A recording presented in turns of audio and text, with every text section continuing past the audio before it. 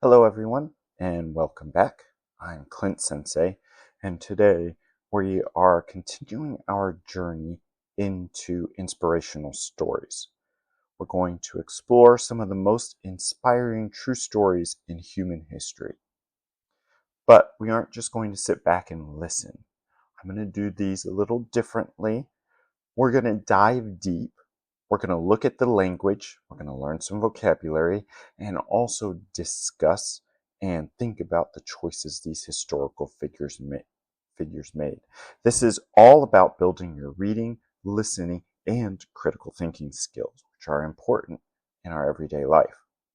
Now, our first story comes from a man named Booker T. Washington. He was born into slavery in the United States, but after he was freed, he had a burning desire for one thing: education. Today, we are reading from his autobiography, which means a true story written about someone, and it's an autobiography, that means he wrote it himself, titled Up from Slavery. Specifically, a chapter titled The Struggle for an Education. If you want to read along with me, please feel free to click the link in the description below and it will take you to the book to download. Or you can actually open it online and scroll down to chapter 3. And when you're ready and you find your spot, be sure to continue listening and read along with me. As you listen, I want you to pay close attention to his determination.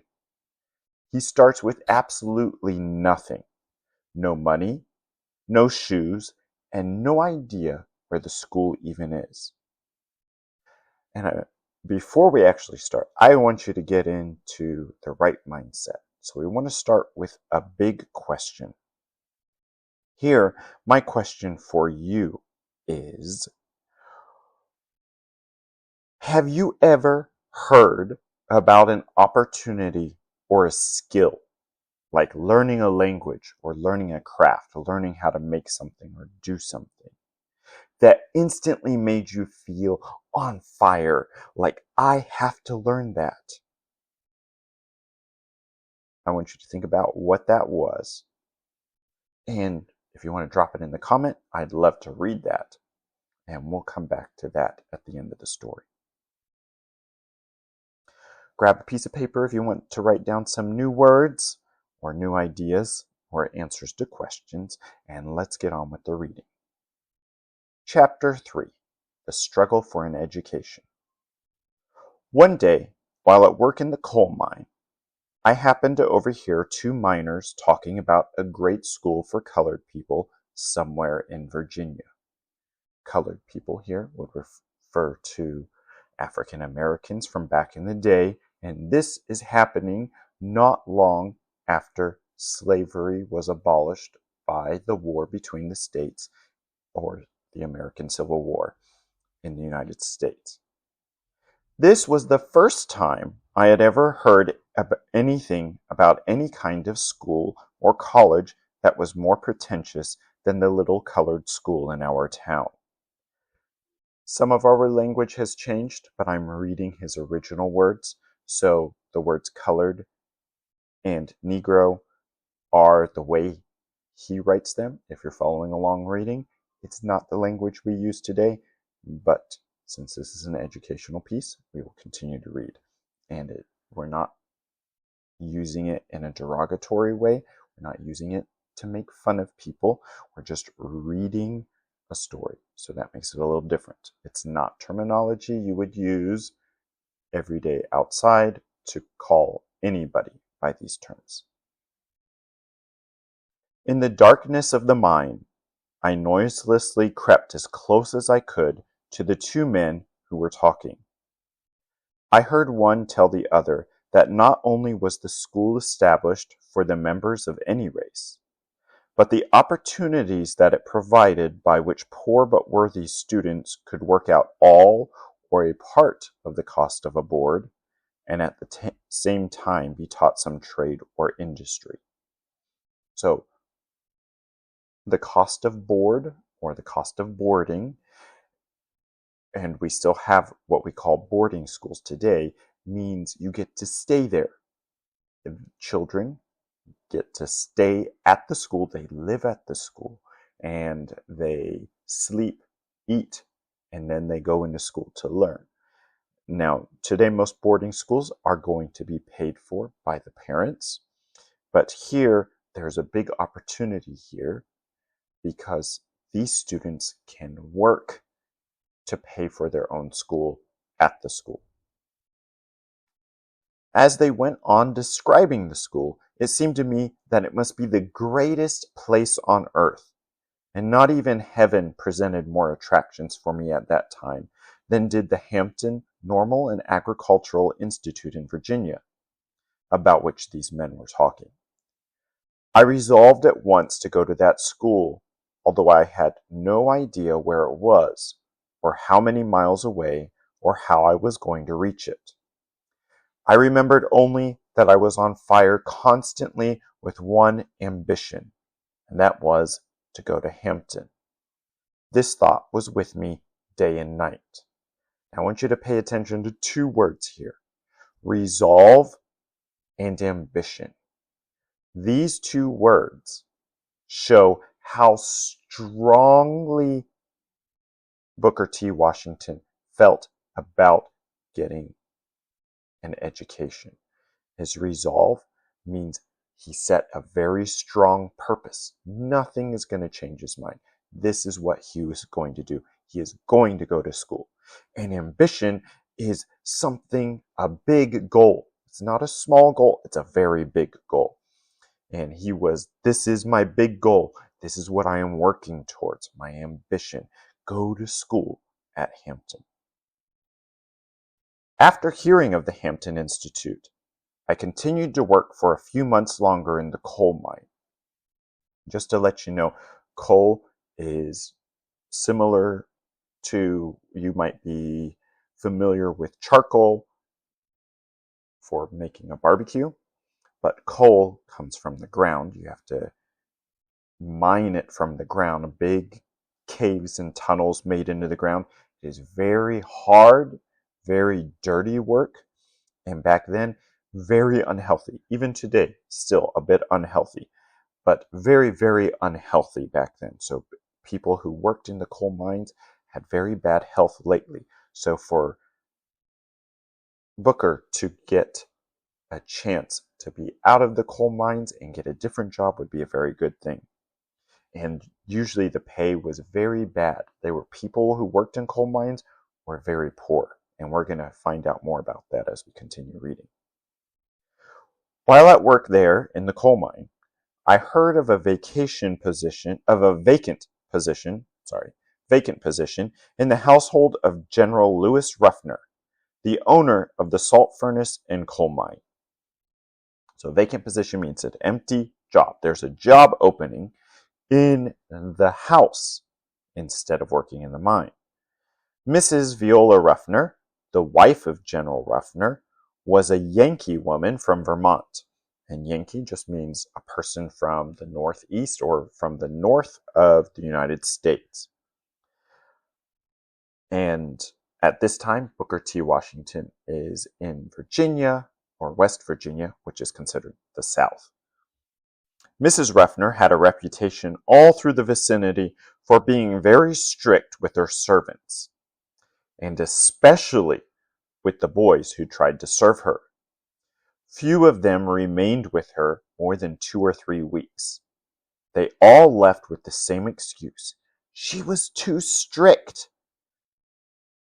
I decided, however, that I would rather try Mrs. Ruffner's house than remain in the coal mine. And so my mother applied to her for the vacant position. I was hired at a salary of $5 per month. So at this time, Booker T. Washington is probably around 14 years old. So his mom is helping him to get a different job. But he's 14 years old, and he's already been working a full day in the coal mine, just like an adult would. That's how different things were back then. I had heard so much about Mrs. Ruffner's severity that I was almost afraid to see her, and trembled when I went into her presence. I had not lived with her many weeks, however, before I began to understand her. I soon began to learn that, first of all, she wanted everything kept clean about her, that she wanted things done promptly and systematically, and that at the bottom of everything, she wanted absolute honesty and frankness. Nothing must be sloven or slipshod. Every door, every fence must be kept in repair. And he's going to talk about the effect this has on him. But I want to touch on some of the vocabulary there. Promptly means immediately, done right away. So she wants everything done right away and in a specific order, systematically. It also says she wants honesty and frankness. Honesty is being truthful, telling the truth, and frankness means that you are open with your thoughts and feelings. Not in a mean way. You're just not trying to hide anything. You're not trying to flatter, which you're not trying to say, oh, you're so very, very nice, when the person isn't really, because she's hard to work with. But you want to be honest and frank. So you tell the truth and you don't try to hide things. Another thing we might say in American English is we don't try to sugarcoat things. We don't try to make things sound nicer than they are. And sloven or slipshod, sloven is like messy. She doesn't want anything messy. Or slipshod is things are done in a haphazard manner. Things are not done carefully. They're just done quickly and carelessly. I cannot now recall how long I lived with Mrs. Ruffner before going to Hampton, but I think it must have been a year and a half. At any rate, I here repeat what I have said more than once before, that the lessons that I learned in the home of Mrs. Ruffner were as valuable to me as any education I have ever gotten anywhere else. Even to this day, I never see bits of paper scattered around a house or in the street that I do not want to pick them up at once. I never see a filthy yard that I do not want to clean it, a paling off of a fence that I do not want to put it on, an unpainted or unwhitewashed house that I do not want to paint or whitewash it, or a button off one's clothes, or a grease spot on them or on a floor that I do not want to call attention to it. So here he's saying he learned many good habits from Mrs. Ruffner that has stuck with him through his life. So the things he learned as a teenager with Mrs. Ruffner, they still give him those same feelings today. From fearing Mrs. Ruffner, I soon learned to look upon her as one of my best friends. When she found that she could trust me, she did so implicitly. Implicitly is a very good vocabulary word. That means wholeheartedly, without any doubts. During the 1 or 2 winters that I was with her, she gave me an opportunity to go to school for an hour in the day during a portion of the winter months. But most of my studying was done at night, sometimes alone, sometimes under someone whom I could hire to teach me. Mrs. Ruffner always encouraged and sympathized with me in all my efforts to get an education. It was while living with her that I began to get together my first library. I secured a dry goods box, just like a cardboard box now, but back a dry goods box would have been made of wood. Knocked out one side of it, put some shelves in it, and began putting into it every kind of book that I could get my hands upon, and called it my library. So remember, we referenced his ambition for an education. We see that he's not waiting to get to Hampton, get to the school at Hampton. He's doing what he can now to prepare himself. So if you have a great ambition, it's not just going to magically come there. You have to take steps. And I really like the grit and determination that he is showing, that ambition he's showing to get things done. So if he can get an hour of school, he takes it. If he can find a book to add to his library. And his library is not very big, but it's important to him. Notwithstanding my success at Mrs. Ruffner's, I did not give up the idea of going to the Hampton Institute. In the fall of 1872, I determined to make an effort to get there. Although, as I have stated, I had no definite idea of the direction in which Hampton was, or of what it would cost to go there. I do not think that anyone thoroughly sympathized with me in my ambition to go to Hampton, unless it was my mother, and she was troubled with a grave fear that I was starting out on a wild goose chase. Wild goose chase just means it's a crazy thing that's not going to happen. So his mom's worried about him a little bit, but she thoroughly sympathized with him. That means she felt his feelings and she knew how important they were to him. At any rate, I got only a half-hearted consent from her that I might start. So his mom is worried. She's like, okay, I kind of agree for you to go. But the small amount of money that I had earned had been consumed by my stepfather and the remainder of the family, with the exception of a very few dollars. And so I had very little with which to buy clothes and pay my traveling expenses. My brother John helped me all that he could, but of course that was not a great deal, for his work was in the coal mine, where he did not earn much, and most of what he did earn went in the direction of paying the household expenses.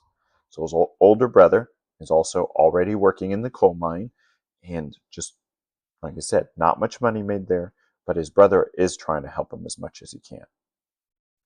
Perhaps the thing that touched and pleased me most in connection with my starting for Hampton was the interest that many of the older colored people took in the matter. They had spent the best of their days of their lives in slavery, and hardly expected to live to see the time when they would see a member of their race leave home to attend a boarding school. Some of these older people would give me a nickel, others a quarter or a handkerchief. So the older African Americans, the older black people, they had been slaves. They'd lived in slavery. Booker T. Washington was lucky enough to be born just after the American Civil War, so he was not a slave, but the effects could still be seen on the culture at that time, and very strongly, especially in that area.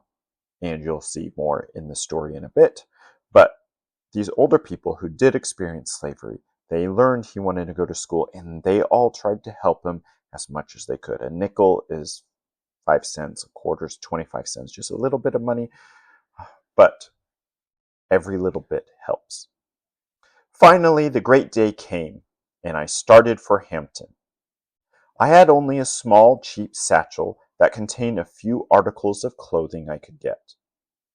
My mother at the time was rather weak and broken in health. I hardly expected to see her again, and thus our parting was all the more sad. She, however, was very brave through it all. At that time, there were no through trains connecting that part of West Virginia with Eastern Virginia. Trains ran only a portion of the way, and the remainder of the distance was traveled by stagecoaches. So we see here his leaving is a little sad. He is unsure if he will ever see his mother again because she is not healthy. And some of that was probably the effect of the coal mines on their family. But her mother was sick, so he's saying goodbye maybe for the last time. And also we see the beginning. His journey is probably not going to be easy. He doesn't know exactly where he's going. He knows it's Hampton, but he doesn't know how to get there. Part of it's train, part of it's stagecoach, which is just horse-drawn wagons that people used to travel back then. The distance from Malden to Hampton is about 500 miles, or 800 kilometers. I had not been away from home many hours before it began to grow painfully evident that I did not have enough money to pay my fare to Hampton. One experience I shall long remember. I had been traveling over the mountains most of the afternoon in an old-fashioned stagecoach, when, late in the evening, the coach stopped for the night at a common, unpainted house called a hotel. All the other passengers except myself were whites. In my ignorance, I supposed that the little hotel existed for the purpose of accommodating the passengers who traveled on the stagecoach. The difference that the color of one's skin would make I had not thought anything about. After all the other passengers had been shown rooms and were getting ready for supper, I shyly presented myself before the man at the desk. It is true I had practically no money in my pocket with which to pay for better food, but I had hoped in some way to beg my way into the good graces of the landlord, for at that season in the mountains of Virginia the weather was cold, and I wanted to get indoors for the night. Without asking as to whether I had any money, the man at the desk firmly refused to even consider the matter of providing me with food or lodging. This was my first experience in finding out what the color of my skin meant. In some way I managed to keep warm by walking about, and so got through the night. My whole soul was so bent upon reaching Hampton that I did not have time to cherish any bitterness toward the hotel keeper. So we see that this is a strong example of racism from the South right after the American Civil War, where he wants to just get some food and sleep in a hotel, but they don't allow him to do that. And he has to walk around just to stay warm through the night, and somehow he was able to do so. By walking, begging rides both in wagons and in the cars, in some way, and that means railroad cars. After a number of days, I reached the city of Richmond, Virginia, about 82 miles from Hampton. And Richmond, Virginia is the capital of the state of Virginia and is not far from the capital of the U.S., Washington, D.C. It's about 82 miles from Hampton, which is roughly 130 kilometers. When I reached there, tired, hungry, and dirty, it was late in the night. I had never been in a large city, and this rather added to my misery. When I reached Richmond, I was completely out of money. I had not a single acquaintance, that means friend or someone you know, in the place, and being unused to city ways, I did not know where to go. I applied at several places for lodging, but they all wanted money, and that was what I did not have. Knowing nothing else better to do, I walked the streets. In doing this, I passed by many food stands where fried chicken and half-moon apple pies were piled high and made to present a most tempting appearance. At that time it seemed to me that I would have promised all that I expected to possess in the future to have gotten hold of one of those chicken legs or one of those pies. But I could not get either of these, nor anything else to eat. I must have walked the streets till after midnight. At last I became so exhausted that I could walk no longer. I was tired. I was hungry. I was everything but discouraged. Just about the time when I reached extreme physical exhaustion, I came upon a portion of a street where the board sidewalk was considerably elevated. I waited for a few minutes till I was sure that no passers-by could see me, and then crept under the sidewalk and lay for the night upon the ground, with my satchel of clothing for a pillow. Nearly all night I could hear the tramp of feet over my head. The next morning I found myself somewhat refreshed, but I was extremely hungry, because it had been a long time since I had had sufficient food. As soon as it became light enough for me to see my surroundings, I noticed that I was near a large ship, and that this ship seemed to be carrying and unloading a cargo of pig iron. I went at once to the vessel and asked the captain to permit me to help unload the vessel in order to get money for food. The captain, a white man, who seemed to be kind-hearted, consented. I worked long enough to earn money for my breakfast, and it seems to me, as I remember it now, to have been about the best breakfast that I have ever eaten. So I want to take a moment here to look at his situation, because this really shows his grit and his ambition, his grit, his perseverance, and his ambition in spite of this very horrible situation he's in. He has no money. He's super hungry.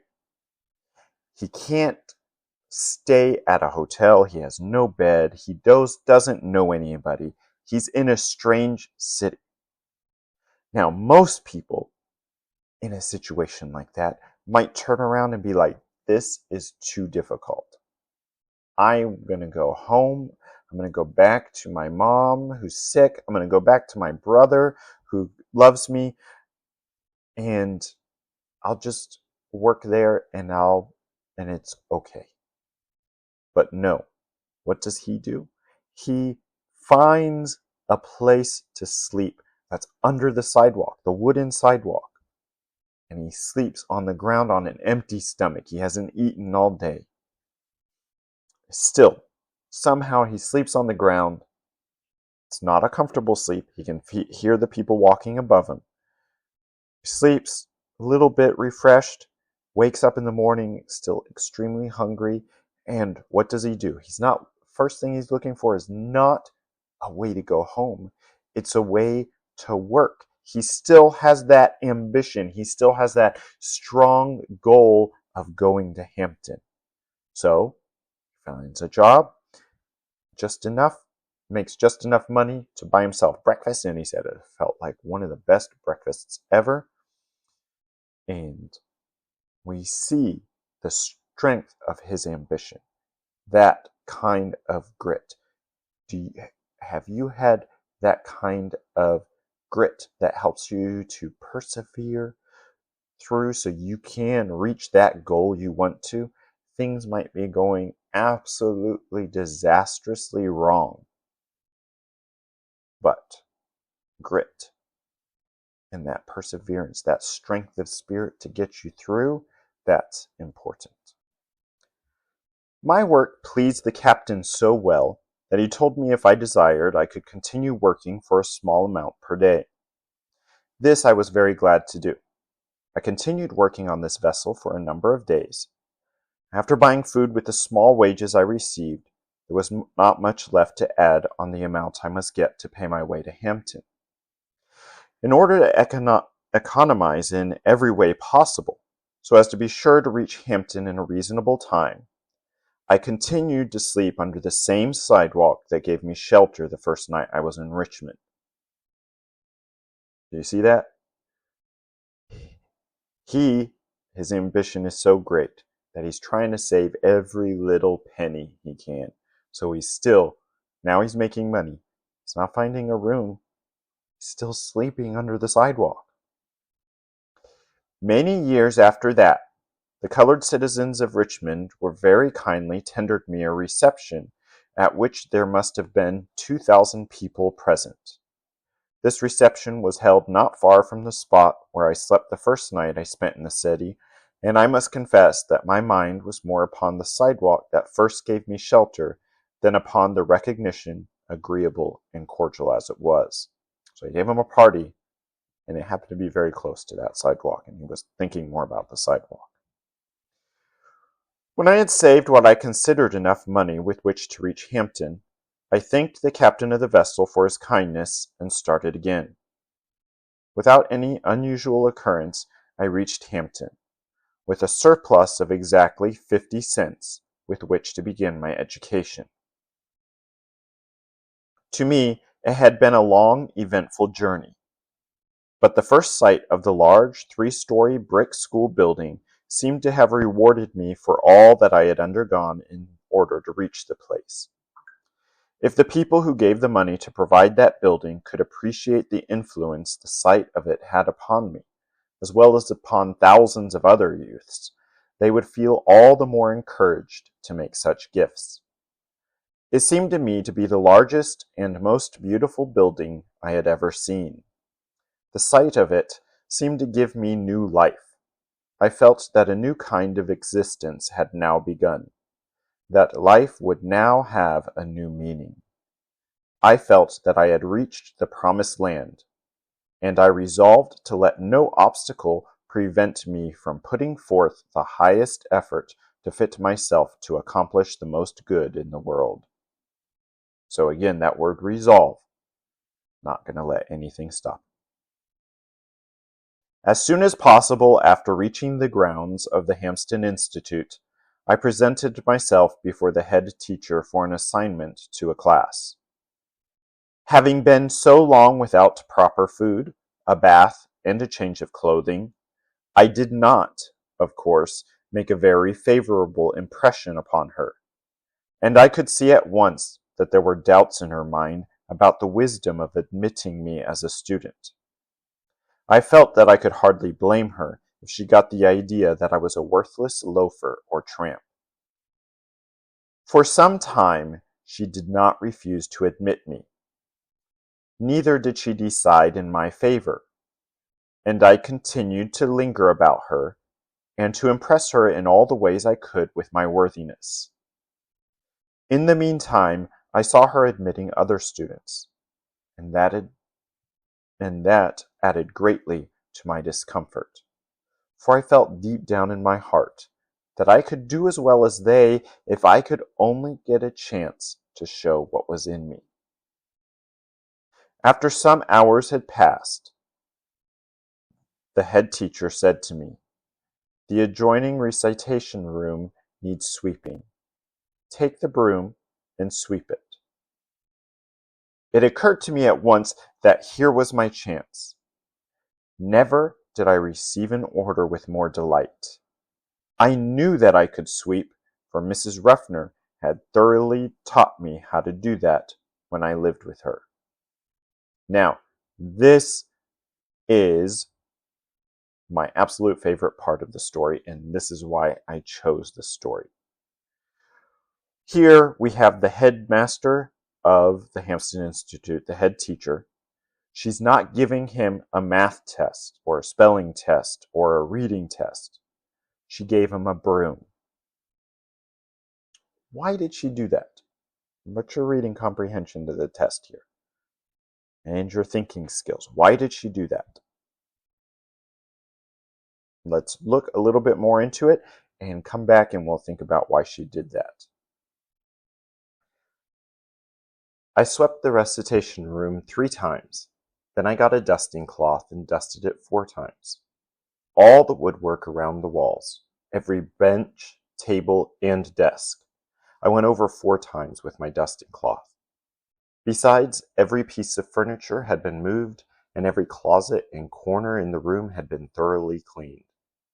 I had the feeling that in a large measure my future depended upon the impression I made upon the teacher in the cleaning of that room. When I was through, I reported to the head teacher. She was a Yankee woman who knew just where to look for dirt. She went into the room and inspected the floor and closets. Then she took her handkerchief and rubbed it on the woodwork about the walls and over the table and benches. When she was unable to find one bit of dirt on the floor, or a particle of dust on any of the furniture, she quietly remarked, "I guess you will do to enter this institution." I was one of the happiest souls on earth. The sweeping of that room was my college examination, and never did any youth pass an examination for entrance into Harvard or Yale that gave him more genuine satisfaction. I have passed several examinations since then, but I have always felt that this is the best one I ever passed. So I wanted to ask you this. Listening to how Booker T. Washington approached the cleaning of that room.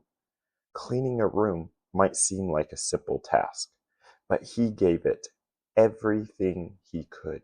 He made sure it was done perfectly. He dusted and swept multiple times. He moved furniture. He made sure everything would be spotless for when the lady would check. So this test wasn't a spelling test. It wasn't a writing test or even a multiple choice test for entrance. It was a test of character. What was Booker T. Washington's character like? She could tell he didn't have a lot of money from his appearance. Remember, he walked from Richmond all the way down there on the little bit of money he had. So what kind of character did he have? How much did he want to get in? And he showed that by how much effort he put into the task. So my question for you, when you are given a small, seemingly unimportant task, do you do it halfway? Do you do it just good enough to pass? Or do you do it with pride? Do you do it to be the best you can do it?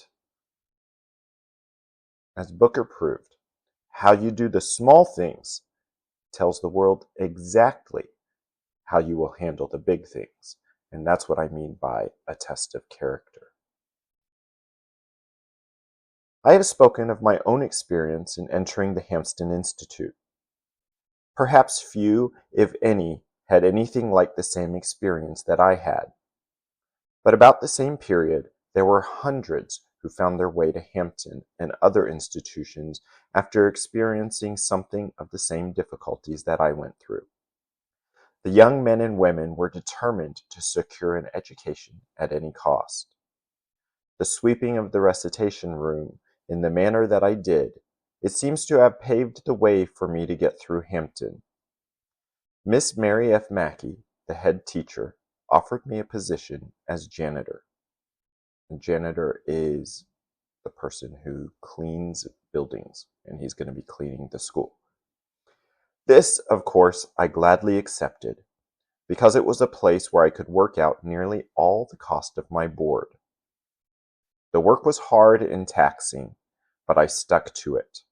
I had a large number of rooms to care for, and had to work late into the night, while at the same time I had to rise by 4 o'clock in the morning in order to build the fires and have a little time in which to prepare my lessons.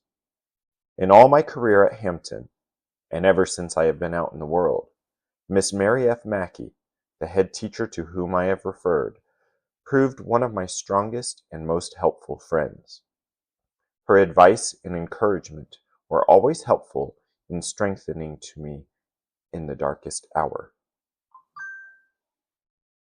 So, we're going to stop the story there. The chapter continues, and he talks a little bit about another person who made a huge impact on his life. But if you want to continue reading, you are welcome to continue reading just by following the link below. But I wanted to talk a little bit more about who this is. This is Booker T. Washington. And in our story, we see some of the poor background that he came from and how he did not let that background influence his future. He had that determination and ambition to succeed, and he gave it all his best effort. And that's why Booker T. Washington is remembered today. And Up From Slavery is a very inspirational book. The title is very apt.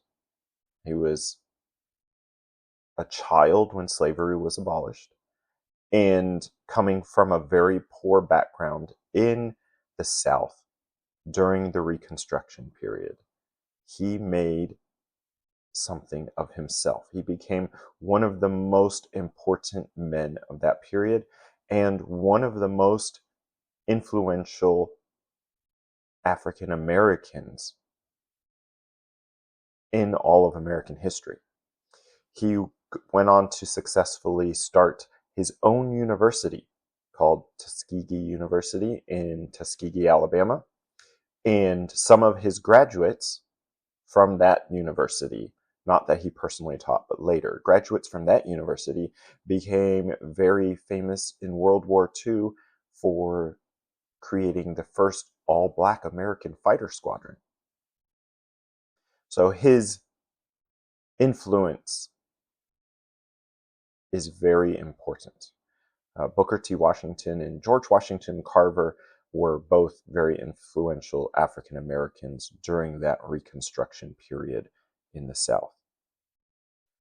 But after listening to this story, I want to ask you again, what is something that you have great ambition for, a strong enough desire for, that you would give up something else, that you would put all the extra effort in?